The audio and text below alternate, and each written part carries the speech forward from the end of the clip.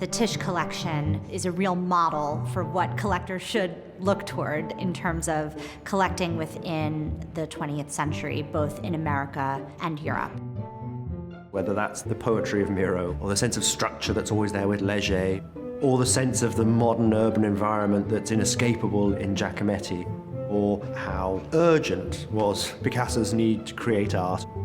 In each case, I think the Tisch chose very carefully, and you have a very representative example of the artist's worldview. Artists of the post-war period would have been looking backward and would have seen Miro and Leger and Picasso.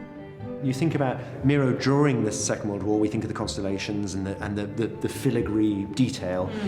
But here you see him sort of broadening his message, his language, and this sort of quite gestural brushwork that possibly also speaks to what then American artists would take up in the late 40s and into the 50s.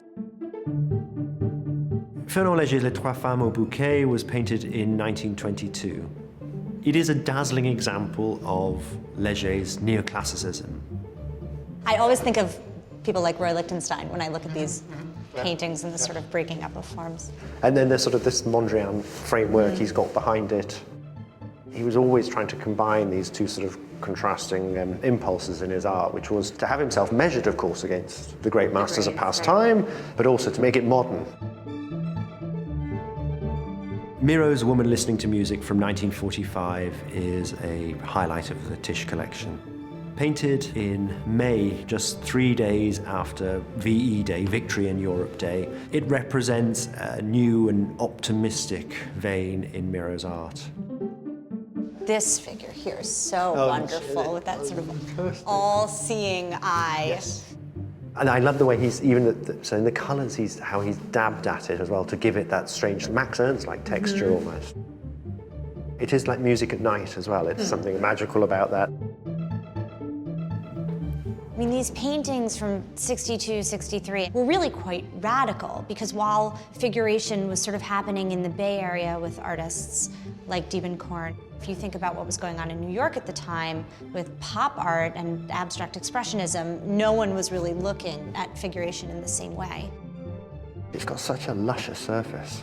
Well, and the colors are, really extraordinary. You have this fabulous yellow on the couch and the blue over here, and even this like very fleshy redness of her limbs. And the freedom, there's an echo of Fauve painting as well. I think you think of Matisse at that very beginning when he's really experimenting with color and form.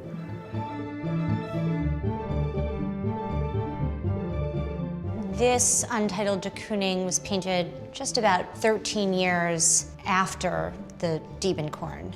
His most celebrated body of work is really this moment in 1975, 76, where he's just in love with life and his surroundings, and you have this just very gestural, sensuous sort of moment. And you can see here all of the different layers and the surface and the scraping away. For de Kooning, they're like Monet's Nymphias in a way, a late meditation on painting and color effects, and very confident language as well, isn't it? The conversation between figuration and abstraction is so interesting thinking about the Tisch collection across the board, because there are obviously moments of great figuration, but also fabulous abstract compositions by artists who are sort of dealing with both of those issues at the same time.